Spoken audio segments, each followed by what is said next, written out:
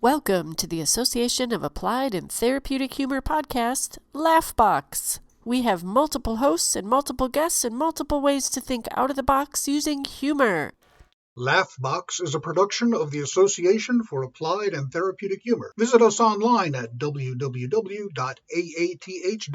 Follow us on social media, Facebook, Twitter, Instagram, or LinkedIn. Music by Gary Rubio. For more information, www.garyrubiomusic.com. Join us for episode 117 with Jim Bob Williams, KDB, and special guest, Roberta Gold, president of AATH. Yay! Welcome to Laughbox, the official podcast of the Association for Applied and Therapeutic Humor. And today we have the Hail to the Chief episode. Woo! Roberta Gold, president of AATH, is with us today. Yay! All right, so I'm Jim Bob Williams. And I'm KDB. And Roberta, good morning. Good morning. Good morning. Thank you so much for having me on. It's so wonderful to be here with you. Of course, you're a seasoned veteran of Laughbox because you were on episode number 8. Early on with the wonderful Chiplets. Yep. All right. Just catch us up. What's been going on since the last time you were on Laughbox? Wow. How much time do we have? As much as you want, but we'll let it down to 45 minutes or so.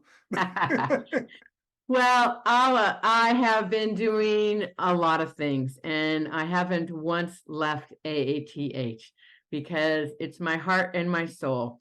It's where I found my people. It's where I have friends. It's where I come to just find joy in life. And I'm just really, really blessed to be president of this great organization right now. Last I was on, I don't think I had published my first book, but I have since. My first book was more kind of like a workbook-ish kind of book called The Family That Laughs Together, a quick guide to sanity when you feel like screaming. I have since started a newsletter called Laughter Rocks, tips and tools to keep your cool no matter what. So that gets sent out free every Friday, and you can easily sign up on my website, plug. But it's free. But I put out a book from the first 3 years of it, and it's the same title, Laughter Rocks. And I have my next Laughter Rocks 2.0 book that should be coming out within a month, I would say. Just kind of finalizing the cover of it right now. All right. That's so exciting. I know. I'm very, very excited. I gave your card set to my mom for when she needs a little bit of a lift. Oh, lovely. Yeah. You made cards that go along with Laughter Rocks, the book, right? Yeah, it's a 52 set card deck with just a quick little something to lift you up for the day.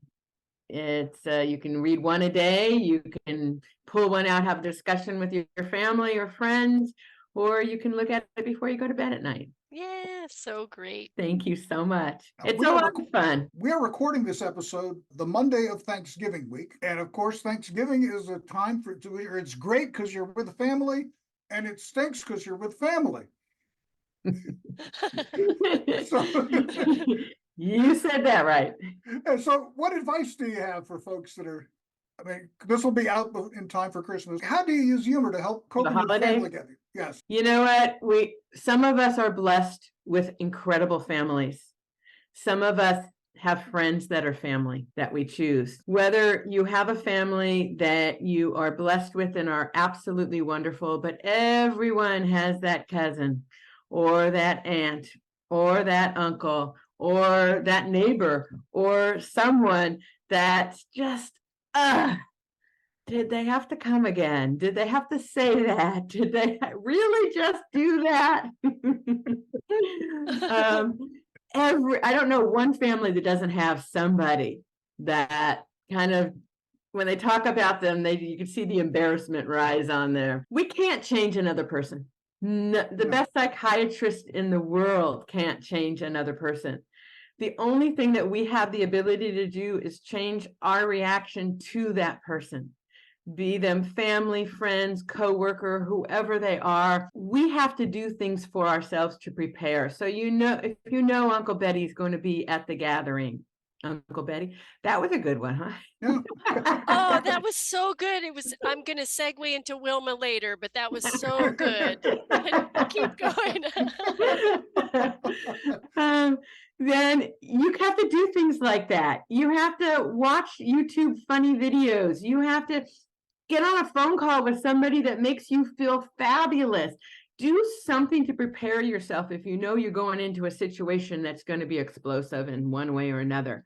And if you can't, then when it gets over, do that to calm yourself down. And always just remember that we only have control over our attitude. We only have control over how we react to how somebody does what they do, says what they do, behaves how they do.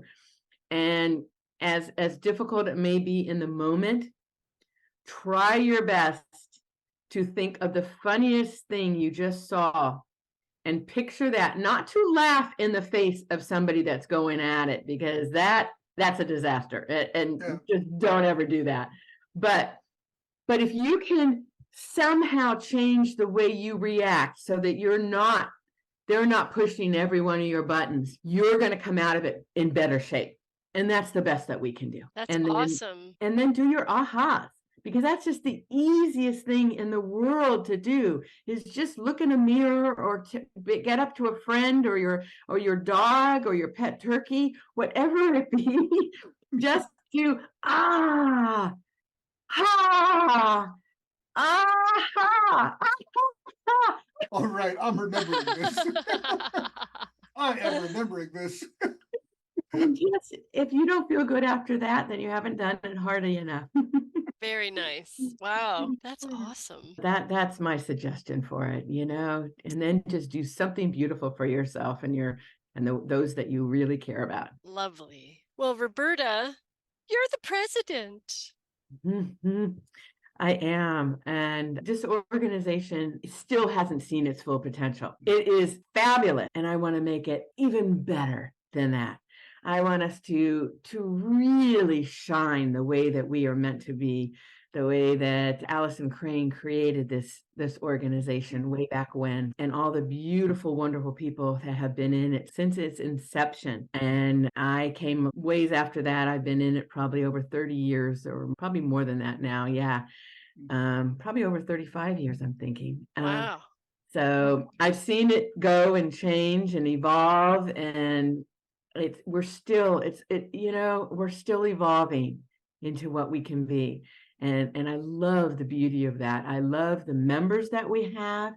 I love the board that I have. I love all the presidents that I'm following in their footsteps, and I'm hoping that I live up to the potential and the example that they've set.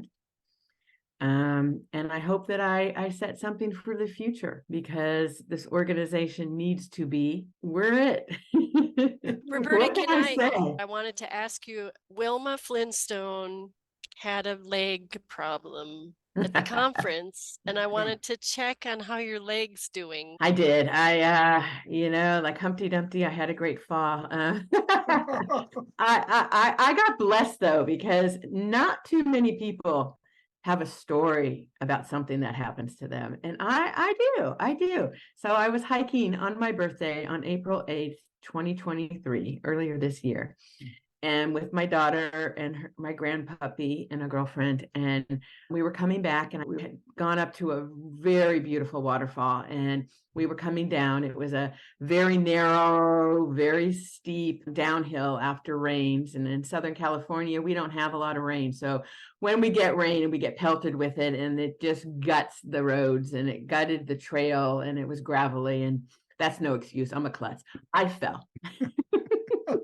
I just fell. Luckily, my daughter grabbed me. I didn't go off the edge. And I knew I did some damage. I didn't know I did what I did, but I had to get down from that, and because we were blocking the trail. And so somehow I made it down with the help of my daughter and my friend. And at the bottom of it, I sat down, I told my daughter, you know what, and well, mind you, we're 3.5 miles from our car. And I said, just go get some crutches from somewhere. There's no cell service. We're in the middle of the Santa Monica Mountains, and she hightailed it, because I guess I found out afterwards I was pale white and she thought I was going to pass out. So she hightailed it with her dog, and she's not a runner, especially in hiking shoes. And before too long, and I sat down, and my friend sat with me, and some other people stopped, beautiful people, wonderful people who hike. And before too long, I hear the propellers of a helicopter. And I look up, and a helicopter is circling and circling, doing 10 circles, and there's no place to land. I'm in the jungle almost. It's not the jungle, and down comes this guy on a cable. And he comes down from the helicopter and gets right to me, puts a harness on me, tells me I have to straddle him. He was gorgeous. And it wasn't hard. And I grab on, and we go up into the air and into the helicopter, and they whirl me away and to a field. And then 4 other guys with a board come and get me, put me on the board, and carry me up where they told my daughter to be and where the ambulance was. So luckily I didn't do any other damage except for to my leg. They checked me out, let me go with my daughter. I did find out I broke my fibula and my tibia at the ankle. Yeah, I don't do anything half-assed. So I did a good number. I didn't need surgery. I was blessed and thankful for that. I had to go to the doctor every week for an x-ray. On the 9th week, he told me I didn't need surgery. So I didn't know for 9 weeks if I actually would need it. And here I am. I'm a little over 7 months out from the surgery, and I'm healed. I'm not going to be completely, my bones did repair. I'm not completely healed, he said, till I'm past a year. But walking, I'm ready to hit another trail probably next week. I'm going to go on my first hike. Probably won't be playing tennis for a little while yet still, but I'm doing great. And I'm thankful, and the humor and the laughter. It's funny, my daughter, who was terrified because she really did think, she's a nurse, and she just thought I was going to pass out. And she said it wasn't until she saw me being carried by 4 guys, and I had all of them laughing, and I was telling them jokes. She said, "Oh, my mom's going to be okay." So good. Oh, brilliant. And you and Steve Wilson have a cast in common. And he's been having clown noses and googly eyes and all kinds of little treats added to his cast as he's been dealing with his stuff too. So you guys are leg twinsies. He is the epitome of finding the humor in stuff that happens. Yeah, I love Steve Wilson. Love him, love him, love him. You've got to laugh, because if you don't laugh, what else is there? Yeah. Life is too serious. I broke a leg. Hey, it's not the end of the world. I had a beautiful purple cast that everybody looked at and loved. It was up to my thigh, but hey, my upper extremities got very buff from the wheelchair and the walker. And, there's benefits to life slowed down just a little bit. Very much so. Jim Bob, do you have a question for Wilma? Yeah, I got just one question. The EMT that came down from the helicopter, is that just a line that he uses to meet women? Yeah, I think so, but I don't think he really needed a line. Yeah, that's right. Yeah. So you're calling me Wilma, and just for the sake of the audience here who didn't happen to be at our conference in Arizona, it was in Mesa, Arizona, and our theme was kind of back to the bedrock, digging humor and excavating. And so I had the pleasure of emceeing with the wonderful Tom Getzky, and and we ended up doing we kind of played on the digging humor and turned it into a bedrock and turned it into a Flintstones, and we were Fred and Wilma, and Wilma's never been in a wheelchair before, but hey, I had to make it work. Yeah, so Well, you just professional. gave her more of her character depth. Thank you. It was a lot of fun. It was a joy to be able to MC that conference. And yeah. And we have our next conference coming up in April of 2024.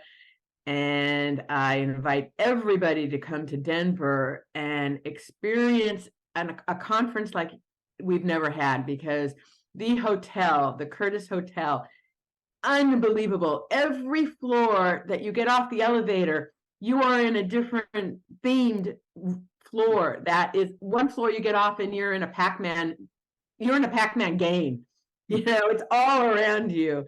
And the 13th floor is the horror floor, and we have the humor floor, and we have the music floor, and we have the sports floor, and it is made for AATH. And Ed Dunkelblau found, he's wonderful. But yeah, you just gotta see, you gotta come for the hotel and stay for a fabulous conference. Or come for a fabulous conference, stay at a wonderful hotel. Awesome. There is no experience like an AATH conference. Yeah. All right. All So the dopamine you can possibly take. Yes. a dopamine buffet. Okay. But all right. So, okay, you've seen some. Okay, how has therapeutic humor changed since the time that you started with the AATH to now? You've opened up a can of worms.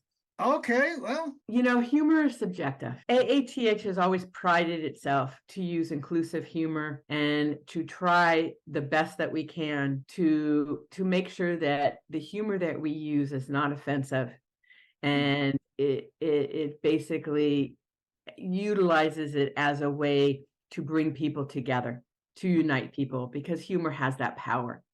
I also know that humor can be like a sword, and I've experienced that personally when I was younger. I mean, I actually ended a friendship because of a joke she told. It was just horrific. It was how many Jews can you fit in a Volkswagen? You know, 2 in the front seat, 3 in the back seat, 20 in the ashtray. I mean, that's not funny. That's not when I had relatives burned to the ground, locked in a temple and burnt to the ground. I mean, you don't say jokes like that. You know, you don't tell slavery jokes. You don't tell Ukraine, you know, right now, Ukraine, Israel. I mean, life is challenging. Everybody has been affected in one way or another in the last number of years, since 9/11 to even before. I mean, there's a fine line on the jokes you tell, which is why I say that I teach people how to find the humor when the comedian goes home, because that's my tagline for my company, Laughter for the Health of It.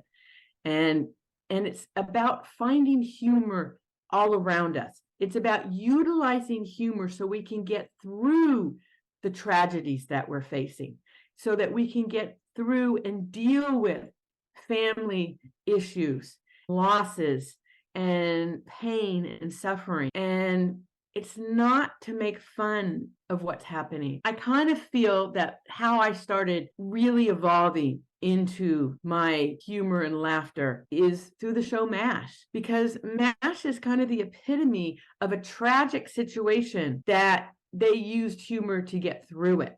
Okay, yes, they used practical jokes and they got to do a lot more stuff because, you know, they're Alan and all that, but you know, they were in this tight-knit community. I mean, when I'm with my coworkers, I can make jokes about the patients that we're dealing with, and they know we're not making fun of them. We're using humor to deal so that we can better serve them. And that's how humor should be. I know that there's times when people take things the wrong way, and I feel for that, and I hope that myself, I never do that, and if I do, I hope I'm called out on it. And I hope that as an organization we can call each other out in a nice way, in a way that says, hey, do you realize what you just said? And I'll say, oh my gosh, I didn't.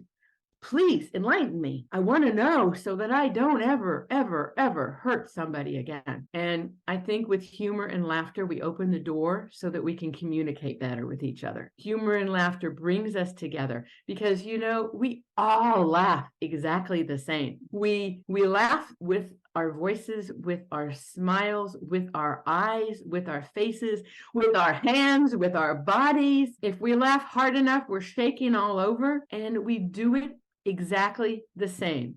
It doesn't matter where we live, where we come from, what language we speak, what God we pray to. We laugh the same. And that's what makes us human. And that's what brings us together. And that's what AATH is. That's what I want for it. Thank you. Beautiful. Now, your expertise is in play therapy. I'm actually a recreation therapist. All right.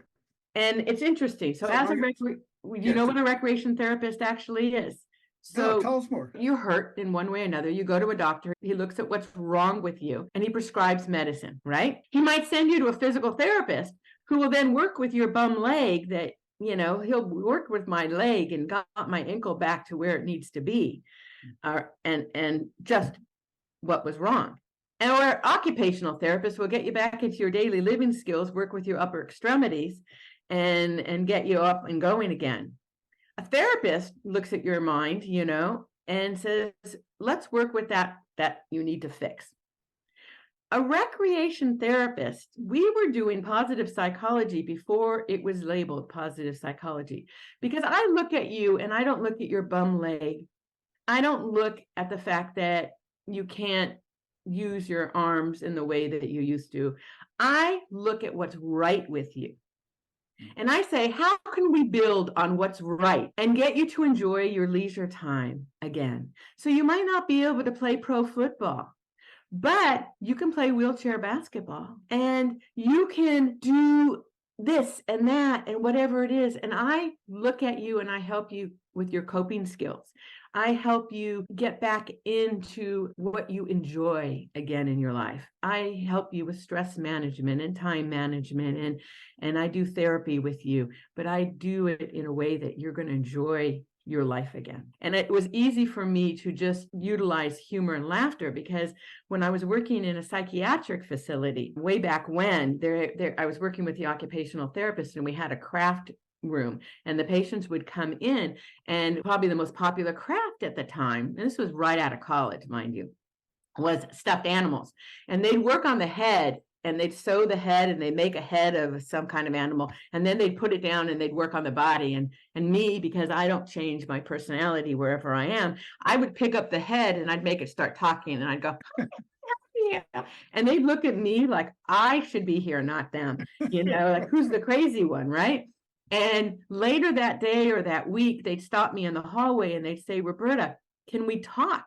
I don't feel comfortable talking to my therapist or my doctor, but I want to talk with you. And I realized that when we laughed, we broke down that patient therapist bond. We bonded, we connected in a way that made them want to come and seek me out. And they came to my classes, and I started a class early on called Brighten Up. And it was a class because way back when, I'm kind of old, the psych units used to let people out on passes. They don't anymore, you know, from line on billing and all the stuff that came.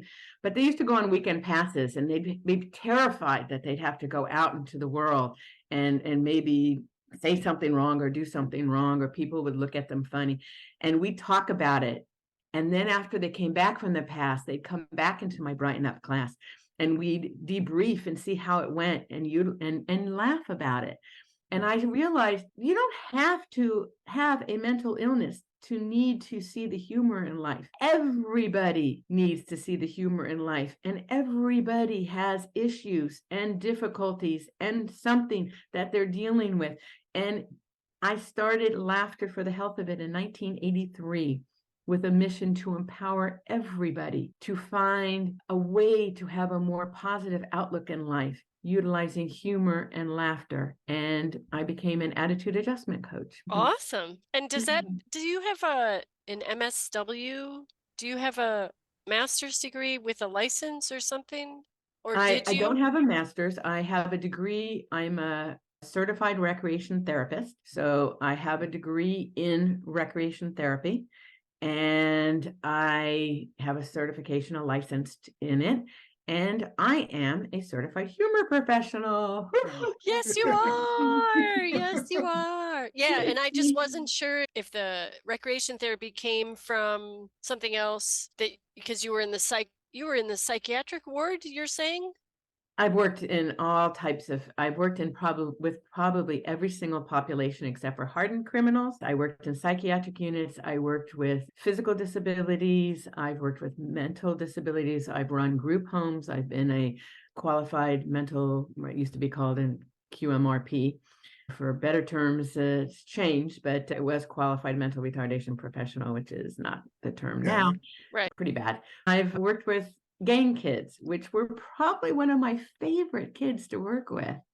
I was teaching them cooking in an after school program. It's like if you treat people as people and not as labels that they have on them, people will rise to their potential. Get rid of a label and treat a person as a human. If you're going to want somebody to respect you, you've got to treat them with respect and start that way. And it works. And they're beautiful. Oh, that's amazing too, that your recreation therapist certification got you into all of those places. Yes. And what an experience and what a background you have to be then bringing that into humor. That's amazing. Thank you. It's natural. It's just where I should be. I love people. I love meeting people. I love all walks of people. I believe the world should look at a person and judge them whether they're good or bad. And that's all you need to do. Nothing else. Are you a good person or a bad person? And even bad people have some good points to them, some of them.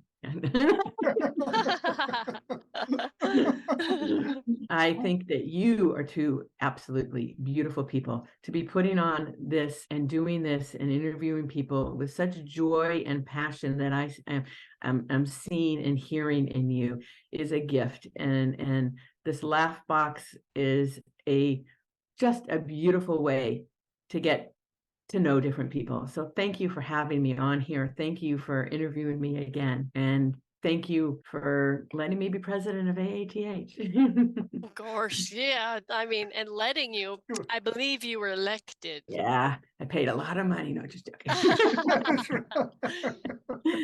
So you're out in California, Roberta. There's a I lot am happening out there right now. And we've run into a lot of stuff about people coming from different communities and different nationalities and families coming from different places. What's happening out there with you in the world of trying to make sure we don't other anyone? What do you mean? I mean, as far as like when you have people immigrating in and you have different cultures colliding with one another, I mean, sometimes the initial defense is to throw up barriers and treat other people as others. Yeah, give them a label and give yourself a reason not to interact with them. I speak a bunch of languages, and so something I've run up against, and I'm trying to improve. And maybe out there, it's already solved. You know what I mean? Because in my travels, I've had these experiences, and it's it's basically how to connect with everyone in the world. And sometimes I ask people, I hear you have an accent. Can I ask about it?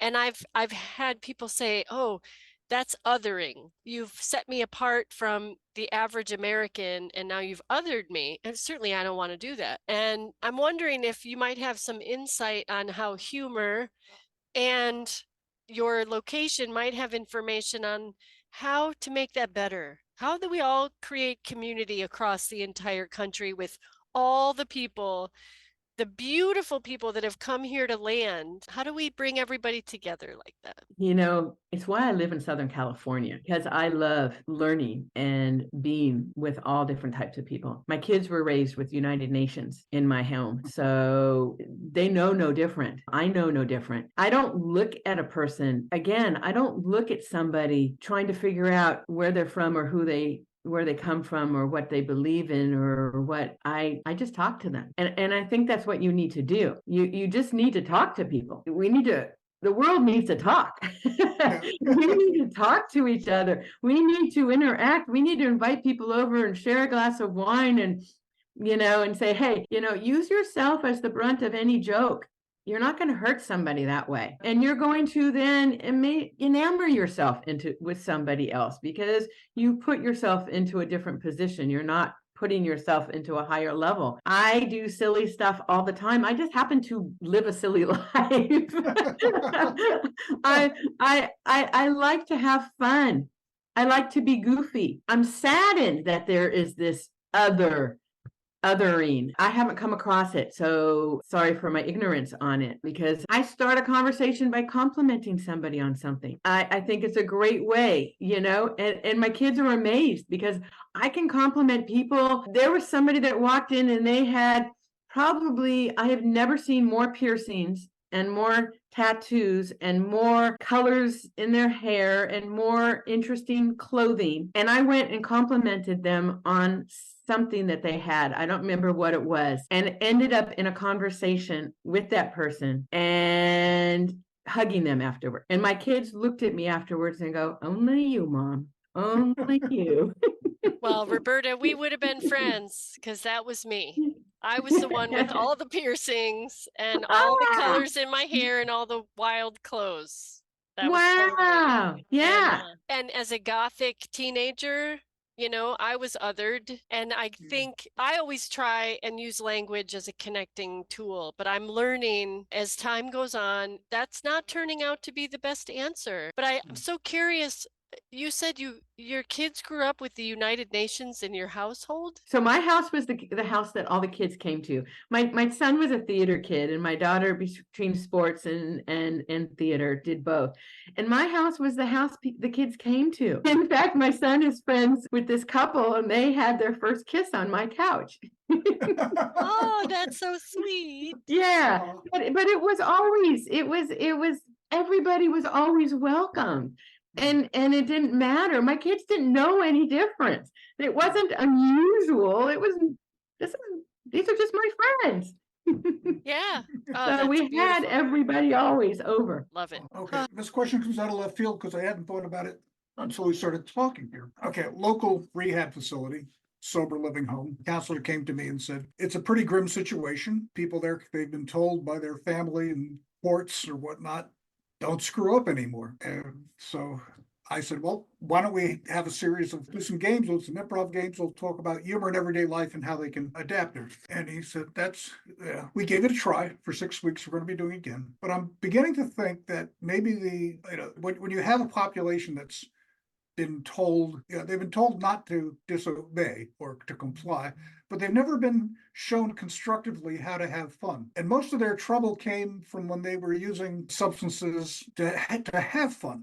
So maybe what they need more training in in how to recreate properly and positively. And so I just have you worked with folks in addiction and how have they responded to recreational therapy?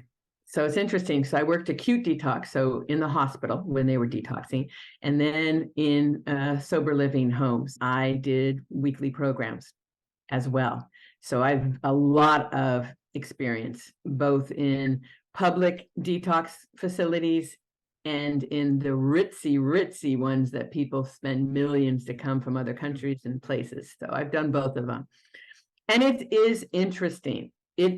It's one population that I so enjoyed working with them and utilizing humor and laughter with them. We did when there was the one facility that had money, they did equestrian therapy and they had yoga come in and they had chefs and stuff. But in the other facility where there wasn't that money, I was teaching them how to play games and how to have fun and how to enjoy leisure time without drinking, without drugs, without the substances that they thought that was the only way to have fun. And yes, it's difficult. And yes, it's painful. And I worked also with the therapist, side by side with the therapist, and we did classes together. But it's basically, I think that once they have come to that point of being rock bottom, they were a little bit open to learn, how do I enjoy my life again? And so I presented them all kinds of opportunities for that. I showed them all kinds of things that they could do, whether it was physical activities and sports and games to mental and, chess and board games and card games and and they had fun, and they realized they could have fun. It's a slow process, but it works. And if you introduce it right and you put the right environment with it, and it's always going to be a battle. I mean, substance abuse, people that have gone through that, it's a lifelong battle, just like diabetes and just like heart disease.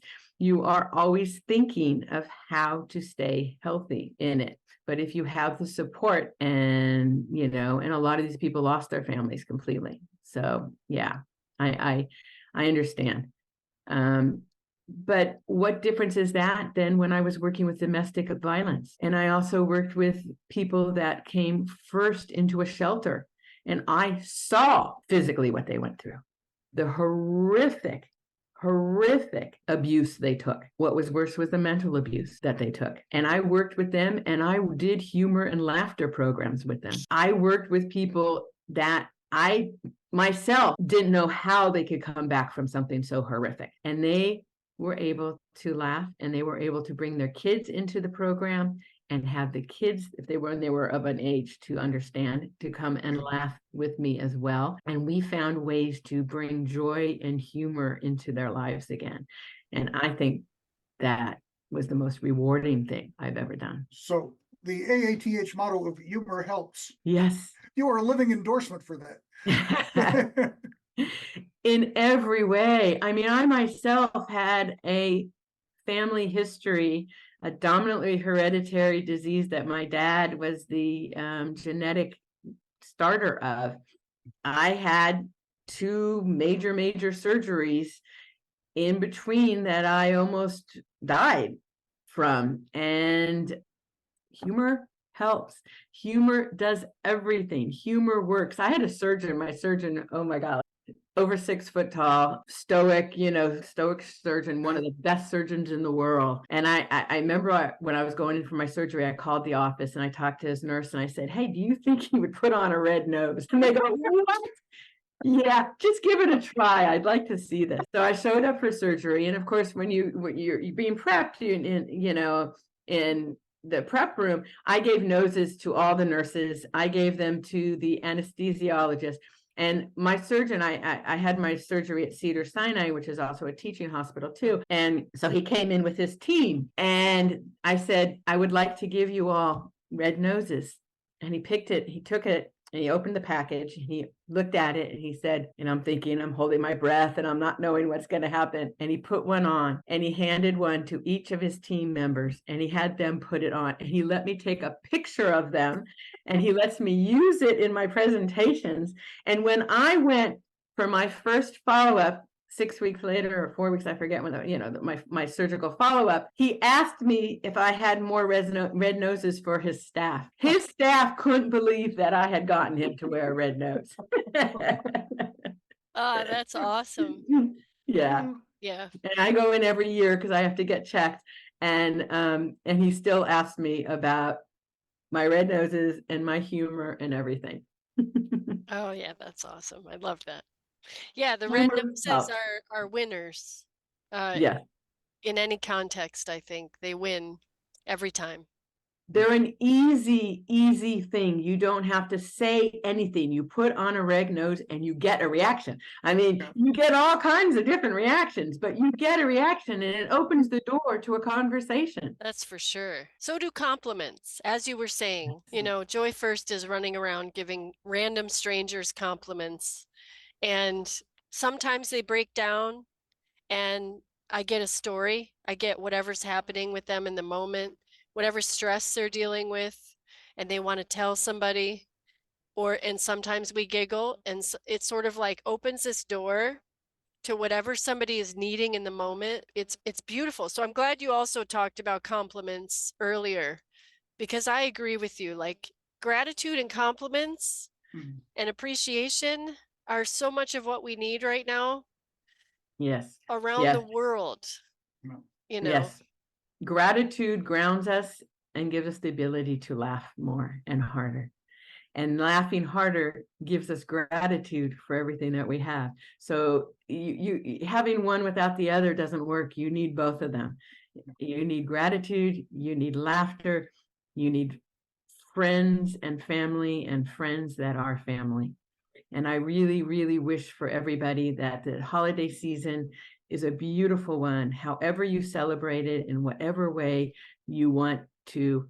I hope that the ending of this year and the start of next year is joyful, gratitude-filled, and laughter-filled. Let's make it Good. peace-filled too. Yes, peace. Yeah, I wish for peace in the world. I wish for people to stop blaming and start taking actions take responsibility for your actions. Apologize when you're wrong. Say I'm sorry. Say thank you. Ask how I can do better, and start each day thinking about how we can make this day a better day for myself, but make it a better day for someone else as well. Beautiful. Sorry to interrupt you, Jim Bob. So I just think of it, so maybe the answer is Chat GPT, where GPT stands for gratitude and peace and therapeutic humor. Nice. I love that. Gratitude, peace, and therapeutic humor. I love Yeah. it. Love it. You heard it here first. We're copywriting it and all that. But one question that I always ask is, because they're very different, people have different approaches to humor, different theories of how to apply humor, etc. And the question I almost always ask is, what difference does humor make on Thursday, where just an average everyday week? This being Thanksgiving week, we have a very special Thursday. I think you may have answered my question. But how can we use humor to make a difference this Thursday? Brighten somebody's life up. Tell something funny. Share a funny story. They say that the best thing that we can leave for our kids is the stories that we have. Start a new tradition, maybe. Do one thing different at your Thanksgiving table if you celebrate. Bring in a funny fruit. Something simple that brings a smile and joy to somebody else. And it doesn't take much to do that. It can be one simple thing. Show up in your red nose. Put feathers on your do something that brings a smile to somebody else, and I think that's the best thing we can do for Thanksgiving. Great Well, idea. Well, so tell us, looking to the future, what projects do you have coming up? What things can we look forward to in AATH? Wow, AATH is evolving, and it's wonderful. You'll see a website that is going to be interactive, and you're going to be able to leave messages for people. I think one of the things that I would love is for us to connect more with each other. And the beauty about AATH is we're unlike other people. People that you think of as, ooh, they're the big wigs. They're the wow, they'll talk with you. You can reach out to anybody in AATH, Alan Klein, Steve Wilson, Karen Buxman, and they will give you time. They will talk to you. They're approachable. They're wonderful, beautiful people. You can reach out to any one of us at any time. And what's going to be great about our website is you're going to leave messages with people. I would love for people to recognize each other in giving awards. Just you're a wonderful person award. You're a great friend award. Just acknowledge somebody and how you feel about them. And I think that we're going to be able to do more of that. And I think that we're going to have more programs and ways to connect and ways to learn, because humor and laughter is in the forefront of so much research that's going on. And like never before, when I first started, oh my golly, I had to dig to find things, and I'm glad Alan Klein was it when I was starting, and now he's my friend. Wonderful. And this is AATH, and this is what AATH is all about. Can we talk about sponsorship? Is it the conference or the organization had a sponsor in the past? And are we looking for a sponsor for the future? Yes, please. Yes. We're looking for many sponsors. We're a nonprofit. I have to be honest. We run on volunteers. We do pay our administrators, who are fabulous. Michelle and Stacy and their team is amazing. And we're very, very blessed to have them. We wouldn't be ATH without what they do for us. So they deserve just accolades galore. But we need you. We need people on our committees. We need sponsors. You know, if you work for a company, talk to them. They may be able to put in $250, $5,000. You know, I mean, nothing's too small, nothing's too big. There are so many beautiful ways that you can help with the conference, help with sponsor AATH, help bring somebody in that wouldn't be able to come to the conference. That's a beautiful way too. And the office has a whole list of different ways that you can sponsor, from very small to very generous. And nothing is too small. And that's the beauty of it. So if you would like to contribute in some way, we would love for you to. And we appreciate you. And we want you. So Roberta, thank you for that. We're coming to the end of our podcast time. And I want to give you, it might be a little bit silent, but I want to give you a standing ovation for being president this year, for doing all that you do, for being so wonderful and beautiful, for opening your eyes this morning and deciding to be you. Thank you so much, because you are gorgeous. Thank you so much, Katie and Jim Bob. Thank you for what you do for AATH and for the world. And we are blessed to have you. I personally am blessed to know you and have you in my life. Thank you. Thank you. Thank you, guys. This has been Laughbox, the official podcast of the Association for Applied and Therapeutic Humor. I'm Jim Bob Williams. And I'm Katie B. And we want to thank our very special guest, President Roberta Gold. Woo! Yay! Thank you so much. Thank you. Yay! Thank you. All right. And we wish everybody within the sound of our voices to have a wonderful holiday filled with gratitude, peace, and therapeutic humor. Yes. Take care. All right. Thank you for joining us for episode 117 with Jim Bob Williams, Katie B, and Roberta Gold. Thank you very much. Laughbox is a production of the Association for Applied and Therapeutic Humor. Visit us online at www.aath.org. Follow us on social media, Facebook, Twitter, Instagram, or LinkedIn. Music by Gary Rubio. For more information, www.garyrubiomusic.com. This has been Laughbox, brought to you by the Association of Applied and Therapeutic Humor. Thank you so much for hanging out with us, and we'll see you next time.